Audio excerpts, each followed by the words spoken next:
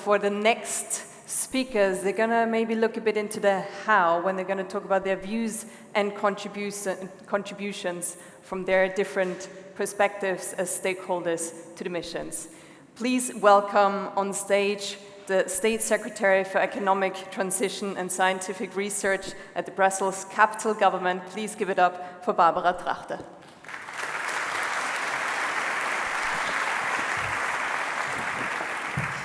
Thank you very much. Ladies and gentlemen, dear colleagues, welcome to Brussels. I'm really delighted to be with you this morning and to welcome you in this indeed wonderful place and to discuss the role of cities and regions in the climate transition. As most of you don't live in Belgium, you probably mainly know Brussels as the capital of Belgium, also the capital of the European Union and of many institutions. But it is also a city, and it's a city-state indeed, with its own government, and in which I have the honor to be in charge of the scientific research and the economic transition. So for the first time, Brussels has indeed a minister responsible for the economic transition, not only the economy, but the economic transition. And it's not just a beautiful name, it is a beautiful name, but it's not just a beautiful name. It's about taking action to deeply shift our economy in order to make it more social, more regenerative, circular, and a carbon-free one, to respect all of the planetary boundaries. So why am I talking about the economy in a session dedicated to the carbon-neutral cities mission? It is because, despite what one can say or sometimes hear, or too often hear, the environment, climate, and the economy go hand in hand. One cannot achieve real carbon neutrality if the economy is not part of the game, because it's not only about our direct emission or of our direct impacts. It is about all the impact of our way of life inside our cities, but also outside of cities. And we won't change our society to carbon neutrality or to respecting all the planetary boundaries if the citizens, of course, but also the consumers, the citizens as consumers, and the businesses are not playing with us. And we city, because we import a lot, because we are home for innovation, and because we are really close to the real economy, we have a role to play. And that's what we do in Brussels. We redirect all our economic instruments so that by 2030, all public money will only go to exemplary business models. And in between, our job is, of course, to embark everyone. And it works. Every day, I see a real interest among entrepreneurs in producing differently in an increasing variety of sectors, of course in construction and logistics, as you will probably also see in your own city, but also in urban farming and craft, or in tech and health, to name a few examples. So Brussels is clearly becoming home of the economic transition, and I hope that you will have time to see it by yourself while you are here. And for those who aren't here, you're always welcome to see it. And it's also the case for its urban fabric, with mainly a low-emission zone, as you probably know. With Renolution, it's our regional strategy to make our buildings climate neutral. I think it's nothing new for you. Brussels was already a frontrunner in 2015 with the introduction of the passive norm for all new buildings in the city. And now we go a step further, of course, with the renovation, and the budget for insulation and energy renovation grants keeps going faster, growing faster and faster. Mobility and buildings are clearly the two sectors that emit the most direct greenhouse gas emissions, as in most cities. But again, I will stress that the most important emissions are indirect ones, which accounts for around 80% of emissions in the Brussels region. That's why it's so important to talk about all of our impacts, not only inside our regions or our city, but also outside. So I hope you will also think about this dimension when you go through your city's mission journey, because building a resilient local economy is also among the benefits of the mission. If you sustain the local economic actors on your territory, your workforce can produce and upcycle the goods your citizen needs. It reduces transport pollution, it creates local jobs, and it values local know-how and innovation. And so your city becomes more resilient to global shocks. The majority of us, the majority of mayors say that climate action is in their top priority. And indeed, cities are and will be highly hit by the climate breakdown due to the high population and density. But cities are the solution. We are the solution. We have the solution in our DNA. Thanks to our citizens and businesses, cities are the center of innovation, inspiration, and action, and it's up to us to activate the drivers to change our cities so that they become frontrunners. And that's why we are all here for and part of this mission journey.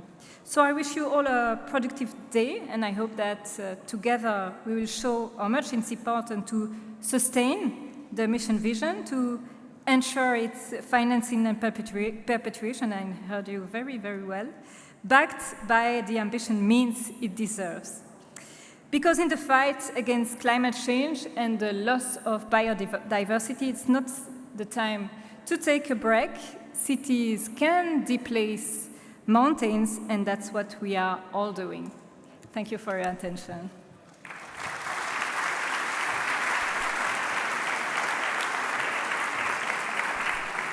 Thank you very much, Barbara, for the positive outlook that we are the solution.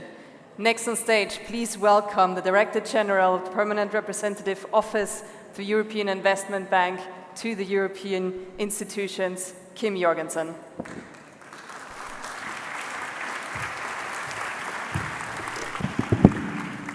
So many thanks for this invitation, and as was said at the very beginning, to do the transition to achieve the twin objectives of climate neutral and smart cities, we need finance, and that's of course where the European Investment Bank come in. We not only come in with finance, also with technical advice, and this I will come back to. As the Climate Bank, the European Investment Bank is fully committed to these two twin objectives. We were the first international financial institution to fully align our objectives with the Paris Agreement, including of course buildings, urban transport, industry and services, which are at the core of the urban economy. Your presence here today and drive to become a climate neutral and smart city confirms that we all realize that the green transition is a critical economic and security imperative. It is the foundation of a sustainable and inclusive growth model for every city. All the more important as many cities are increasingly densely populated. Preparing for and financing the transition to being a climate neutral and smart is therefore at the core of our objective of the mission and of this conference. I think most of you here are aware and are familiar with the EIB offer of lending and blending facilities. I would like to stress the third pillar of our offer to cities, namely providing technical and financial advice. Through our advisory function, the EIB Group supports the European Commission, member states, cities, public authorities, private enterprises and financial intermediaries in pursuit of the overarching goals to accelerate the green and digital transition and to promote social and economic cohesion. It's our intention to step up our advisory activities to further provide you with support in your endeavor to be part of this mission and achieving the 100 climate neutral and smart cities by 2030. So EIB advisory services help hundreds of clients every year, in the public and private sectors throughout the European Union. Our experts ensure that investment projects are a success. It provides comprehensive, tailored support to project and businesses and built on the wide-ranging expertise of EIB staff. You will hear more about this as part of the roundtable panel discussion in the afternoon. We have three complementary advisory elements which can help you. The first one is the European Local Energy Assistance ELENA program, which is a joint initiative by the EIB and the European Commission.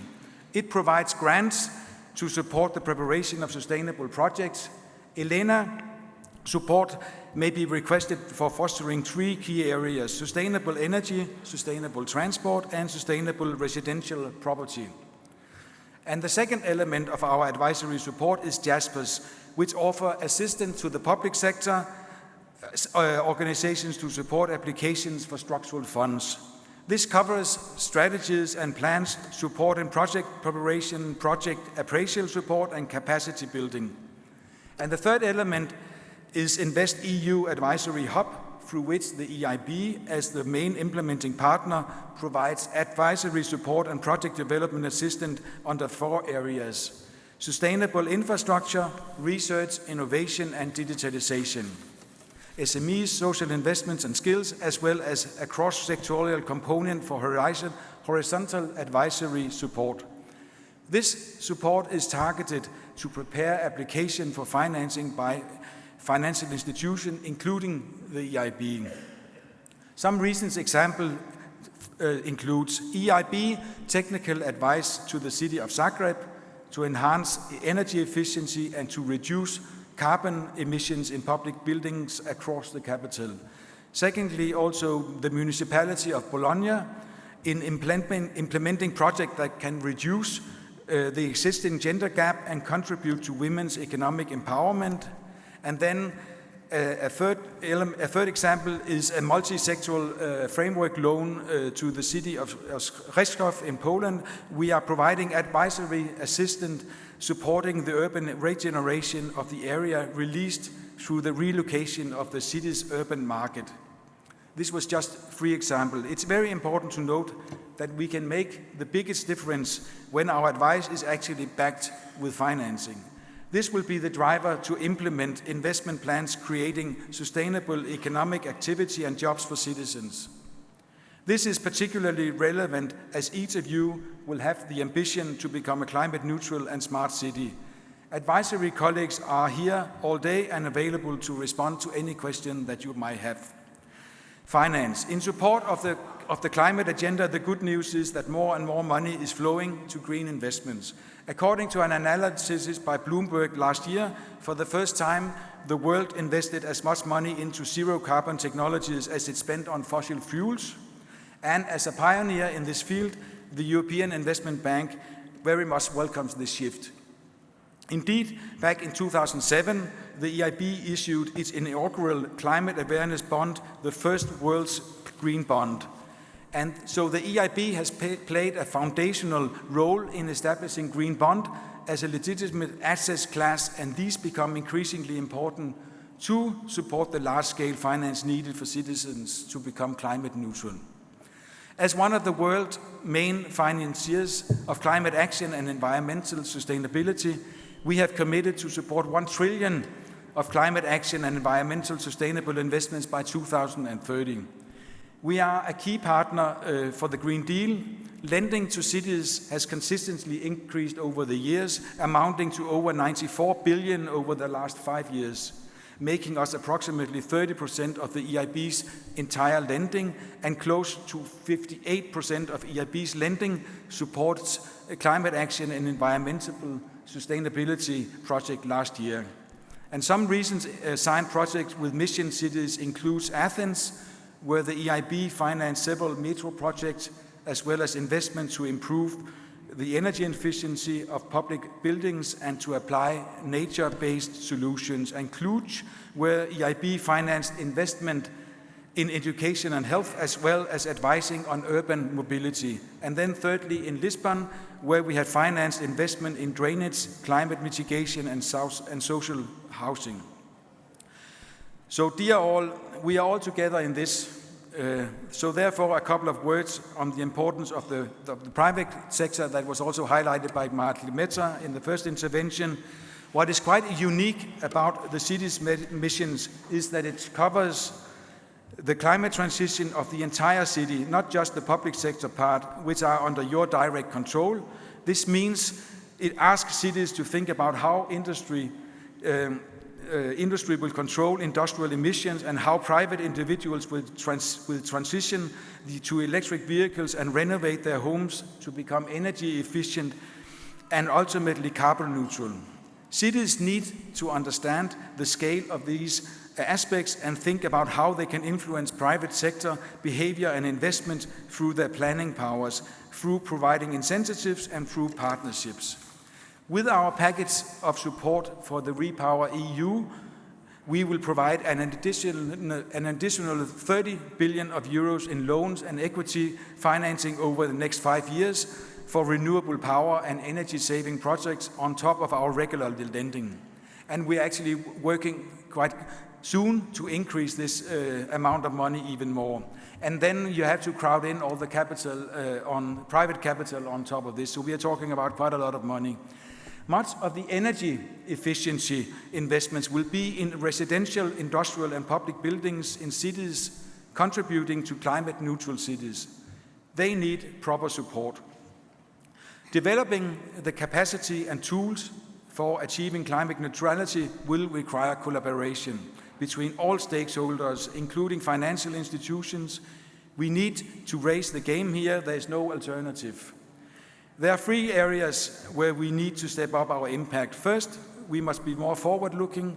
We need to design investment projects that are future-proof and will work tomorrow on the day after tomorrow. Securing the climate neutral and smart cities mission label is an important part, an important step in this direction.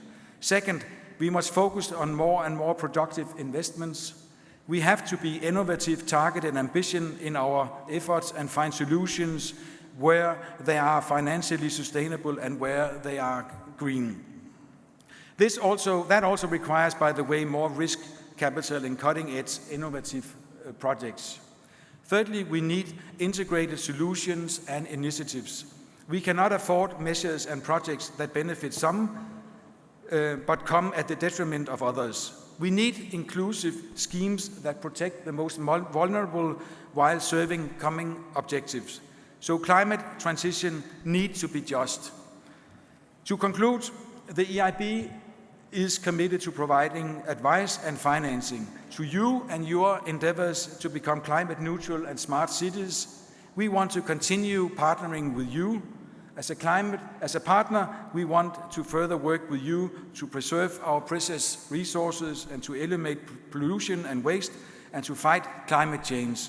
It is about protecting our climate, our cities, our homes, and it's about making sure that we get this climate transition right. So thanks a lot for the invitation.